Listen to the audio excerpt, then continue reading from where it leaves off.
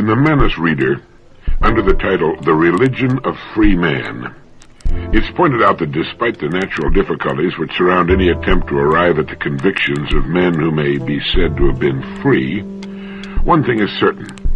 Their ideas are likely to be those which may prosper in an atmosphere of unrestricted reason.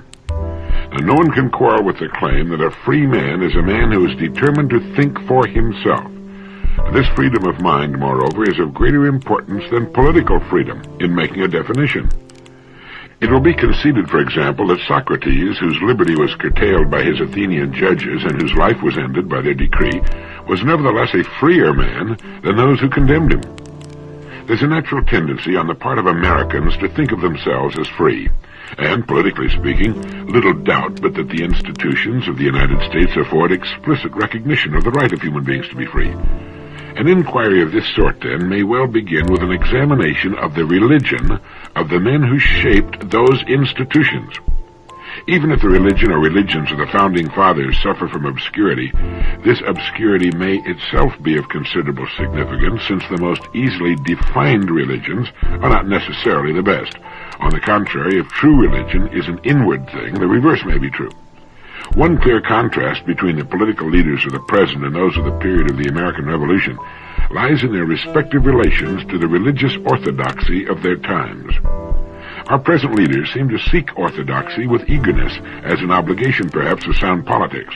The revolutionary leaders, despite political hazards, chose an opposite course.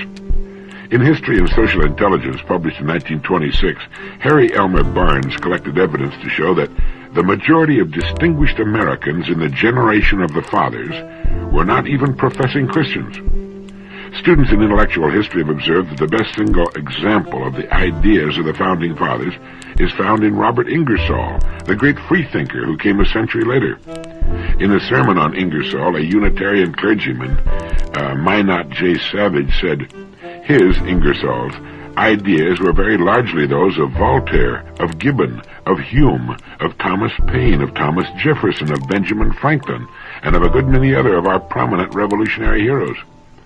Back in 1831, a perturbed minister declared with dismay that most of the founders of our country were infidels, and that of the first 7 presidents, not one of them had professed his belief in Christianity. In general, the Founding Fathers have been termed deists. While difficult to define, since all deists have been individualists in religious thought, and there could not possibly have been a deist church, deism accepts the idea of deity as a general providence, but denies the superiority of any miraculous revelation over what may be learned by natural means. In the presidential campaign of 1800, much capital was made by the Federalists out of Jefferson's notorious free thinking. Although Jefferson was so great an admirer of Jesus that he edited for his own use a version of the New Testament, which left out all but the moral teachings of Jesus, he was nonetheless attacked by his political opponents as one who, quote, hated Christ and his church, end of quote, and whose daily speech is that of an infidel. But Jefferson did become president, the freedom of his religion notwithstanding. This was one of the greatest of the achievements of 18th century liberalism and the American Revolution. Men of his views a few hundred years before were hunted, persecuted, and burned at the stake for their beliefs. One of these, Michael Servetus, suffered attack, imprisonment, and finally death over a slow fire of green boughs at the hands of John Calvin for daring to believe with ancient pantheists that God is eternal, one and indivisible, and in himself inscrutable, but making his being known in and through creation, so that not only is every living but every lifeless thing an aspect of deity. An aspect of Servetus' heresy was the honor he did demand. In the course of a theological correspondence with Calvin, he wrote to the Genevan reformer, all that men do, you say, is done in sin, and is mixed with dregs that stink before God, and merit nothing but eternal death. But therein you blaspheme. Stripping us of all possible goodness, you do violence to the teaching of Christ and his apostles, who ascribe perfection or the power of being perfect to us. Be ye perfect, even as your Father in heaven is perfect. Matthew, verse 48. You scout this celestial perfection because you have never tested perfection of the kind yourself, thou reprobate and blasphemer, who calumniatest the works of the Spirit. Servetus was a martyr to Protestant fury. He died at the stake on October 27, 1553, and about a half-century later, on February 17, 1600, Giordano Bruno, Italian philosopher and pantheist, was led into a public square in Rome and burned to death for similar errors. Spinoza, before another century had passed, was to suffer, if not death, complete ostracism by the Jewish community in Holland, again for the pantheistic heresy. "I hold," he said, "that God is the immanent, not the extraneous cause of all things. I say all is in God, all lives and moves in God, and this I maintain with the Apostle Paul, and perhaps with every one of the philosophers of antiquity, although in a way other than theirs. I might even venture to say that my view is the same as that entertained by the Hebrews of old, if so may be inferred from certain traditions, greatly altered and falsified though they be." Why should we say, the article in the Manus Reader goes on, why should we say that these had been free men? Largely because they stood for the highest sort of freedom in human life, sometimes dying for it as well. By thinking for themselves, they enriched themselves and the world. It gave them the integrity of conviction which made their own independent conclusions of greater importance than anything else, and so gave an example of lives of principle to all who came after. We can hardly avoid the conclusion that the living quality of their pantheistic thought was the source of this integrity and courage. They would submit to no insistent conformity, no outside ruler of mind or conscience. They were not criminals, yet they were treated far worse than common breakers of the law. They were gentle men, teachers, philosophers, devoted to their fellow men. But their religion had one common principle of self-reliance in thought and belief. They, more than any others, they and the few who were like them, are the true authors of human freedom wherever it's found. From the ancient Stoics to the modern Einsteins and Schweitzers is a long course of 2,000 years and more. There have been a few bright interludes of civilization and learning, and much longer periods of darkness along this path. But throughout, the religion of free men changes very little, if at all, in its fundamental expression. It is the religion of men who cherish a secret divinity within, however they name it, and who live in the world, whatever it's like, without fear. Disagreeing with popularly held beliefs, doing your own thinking instead of accepting without question what you've been told to accept, has always been the way of unpopularity and danger. How men love to tell others what to think and believe. Calvin cooked Servetus alive over a slow fire, not because he was an unbeliever. Servetus was a deeply religious man. It was because his religion differed from that of Calvin. Servetus was a brilliant man, one of the most outstanding physicians of his time. One of his discoveries was that the blood circulates through the lungs. And the fact that his life was taken from him in such an agonizing and barbarous way in the name of religion is a terrible thing to think about. Incidentally, Calvin got him only because he had already escaped from the clutches of the Inquisition, which probably had much the same fate in store for him. Freedom is not just the right to think as we believe, but it's also the right of others to think as they believe. And the fact that the United States was founded by men who were free thinkers, who made up their own minds through their own reading and thinking as to what they chose to believe, put a very solid foundation indeed as a very important part of the underpinning of this country. We need to ask ourselves, have I arrived at my beliefs, all of my beliefs, through independent study and meditation? Or have I simply followed the lead of others? And just as importantly, do I freely grant to all other men and women the right to believe as they choose, without rancor? That's an important part of what personal freedom is all about. We recommended the Manus Reader in Direct Line 3. It's a great book to take with you on trips and to keep by your bedside. The articles are short and tremendously interesting and educational, as is the Manus publication, which we also recommended. People who do well in the world, being creative and willing to take a calculated risk, are people who manage to overcome the fear of laughter. Anytime you attempt anything in which you risk failure, you run the risk of having people laugh at you. A college professor worked for many years on an invention. He tramped all over New England trying to interest capital in his device for making the human voice travel along a wire. The people laughed at him. It was, of course, plumb idiotic, they said, to suppose that the human voice could be carried along a wire and heard for many miles or even for a single mile. But our old friend and benefactor Alexander Graham Bell could not be laughed out of it, and every time we pick up the telephone, we salute the man who stayed on course despite the laughter. Millions of people laughing in derision could not hurt us an iota, but we stand in mortal terror of it. Men and women who can prove themselves heroes in great crises tremble before derision. It's a queer quirk of human nature we probably develop as children. It has cost much. It's changed the history of the world. Sometimes the price of a laugh has meant the slamming of a door of fame and fortune, or even immortality. Elias Howe invented the sewing machine, but it nearly rusted away before the American women stopped laughing about it and could be persuaded to make use of it. With their sewing done so quickly, they argued, what would they ever do with all their spare time? So a biographer paints a tragic picture. The man who had done more than any other to lighten the work of women was forced to borrow a suit of clothes on an occasion of a public appearance. Men are as bad as women when it comes to resisting new ideas. The typewriter had been a demonstrated success for years before businessmen could be persuaded to buy it. How could anyone have letters to write, they argued, to justify the investment of $100 in a writing machine? Only when the Remingtons sold patent rights to the Telegraph Company and two groups of salesmen worked in competition was the resistance finally broken down. Xerography faced the same kind of problem when it was first introduced, and other inventions have had similar battles. Here's an extract from a notebook of Robert Fulton, who invented the steamship, who changed the world from sail to steam on the oceans of the world.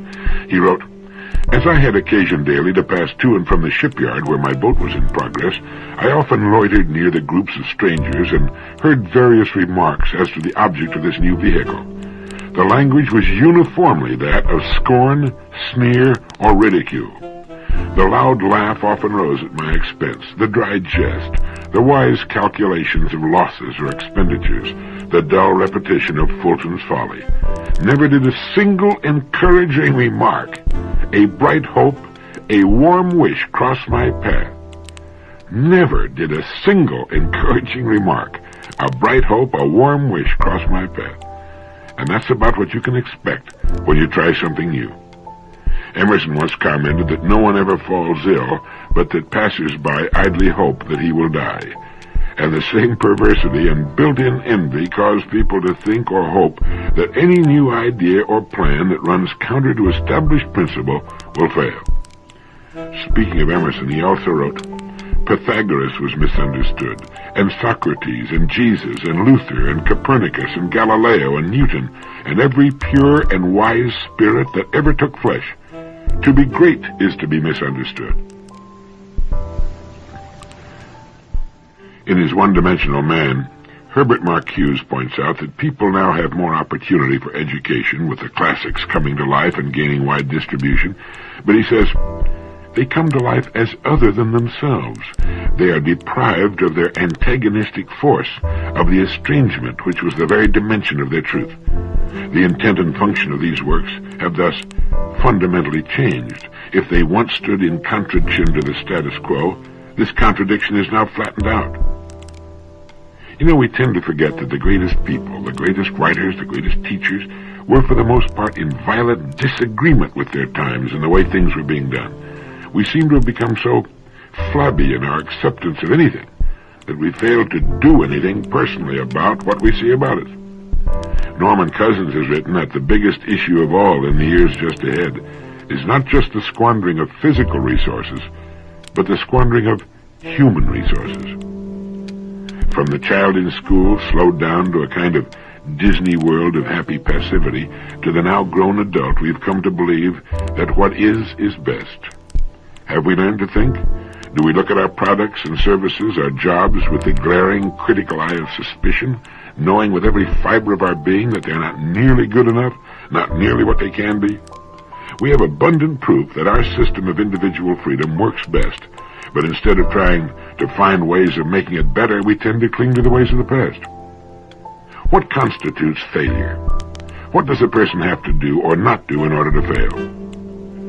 Herman Melville died in 1891. He wrote the book Moby Dick, the whaling epic, with its tremendous metaphysical concept of evil, at the age of 30. The book was published in 1851, sold a few copies, and then was promptly forgotten except by the limited connoisseurs of creative writing. Melville lived 40 years beyond publication of Moby Dick. He considered himself and his book a failure, and from a published point of view, Melville was right. Of his other novels, Billy Budd remained unpublished for 40 years after his death, and like Moby Dick, has since become a literary classic. Today, sales of Melville's works run into the millions, but there is no retroactive compensation for the author's troubled soul or shoddy purse. How then shall we measure values, assay excellence, and compensate for obvious neglect and public apathy? Moby Dick the White Whale is dead, but Moby Dick the novel lives in imperishable print, and with it Melville moves into the company of the literary immortals. That sort of posthumous fame was by no means restricted to Herman Melville. It's happened to a great many men and women.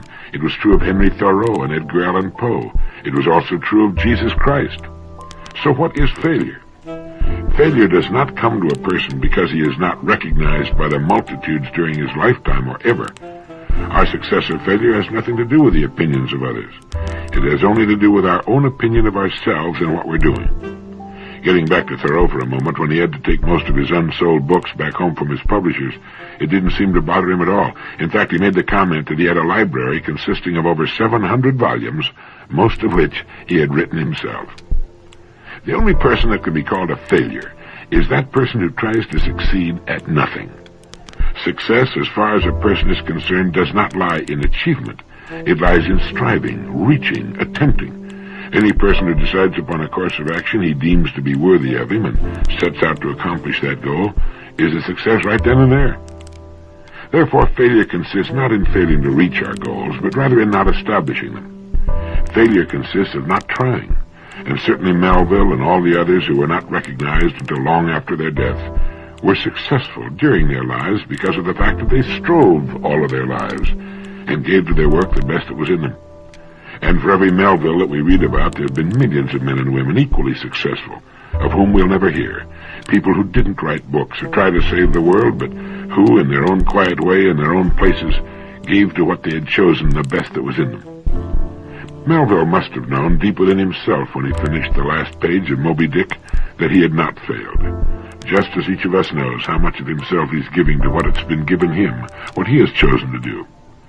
As we pointed out in the beginning, among all living creatures, man alone is placed on earth without a built-in book of instructions for successful living. He must create his own world within the parameters of the society in which he finds himself, and he can create a good world for himself if he will become free and look for quality in everything he does, if he will learn to think, if he will examine with faint distrust everything he hears and sees and look for a better way. In whatever field he finds himself, he will say to himself every day, there are better ways of doing this.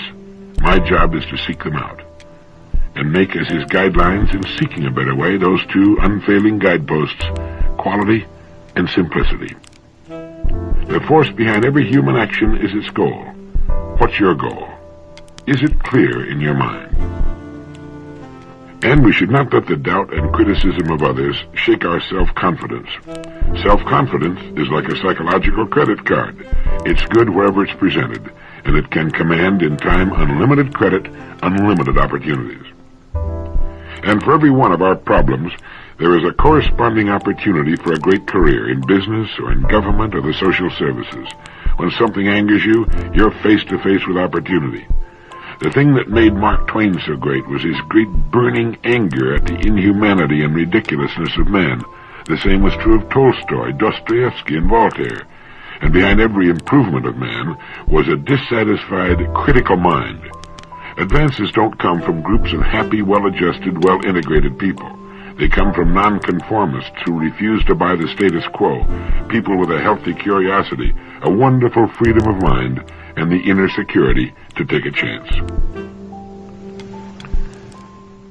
Here are some interesting questions for you. You might want to try answering them. 1.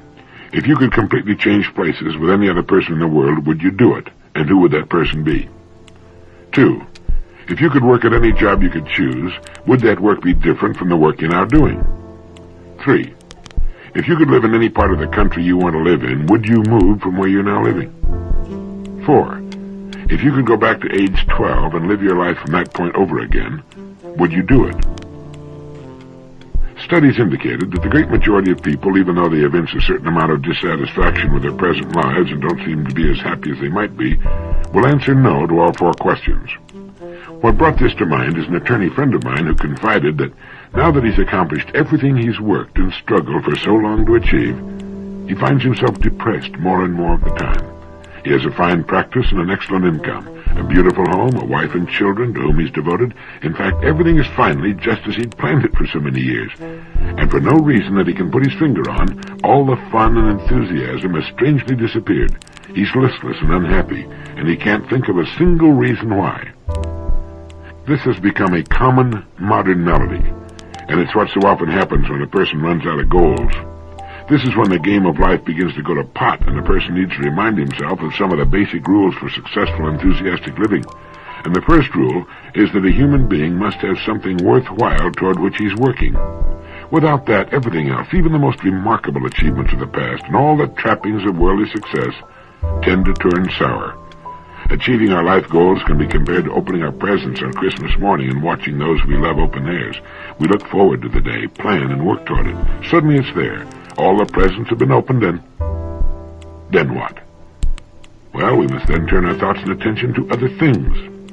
The successful novelist begins planning his next book before he completes the one he's working on. The scientist always has something new and challenging to turn to when he completes a project.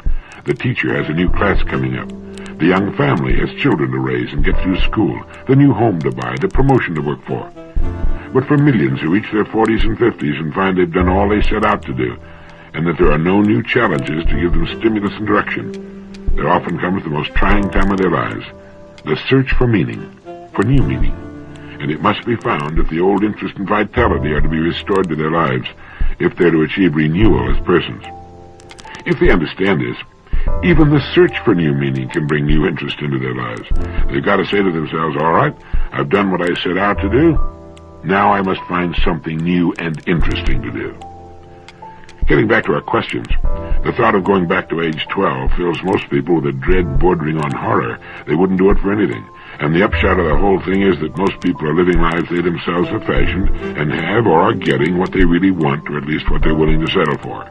And when this is brought to their attention, they often begin to get a lot more enjoyment from the life they've got. They begin to enjoy themselves more and realize that things aren't so bad after all. They also begin, the study showed, to look at each other, their marriage partners, and their children in a new light. As one man put it had never occurred to me before that my wife had, by marrying me, dedicated her entire life to me, our home, and children. This is an enormous commitment, a total commitment. I realized I'd been treating her far too casually, that I'd been taking too great a gift for granted. We talked it over and got on much better, much warmer terms with each other. It goes to prove that a reassessment of ourselves and our lives is a good idea from time to time. It makes us realize how much more we can do with the lives and circumstances we've got, how we can improve upon them and embellish them with a little thought and creativity. It's been written that life is divided into 3 terms: that which was, which is, and which will be. Let us learn from the past to profit by the present, and from the present to live better in the future.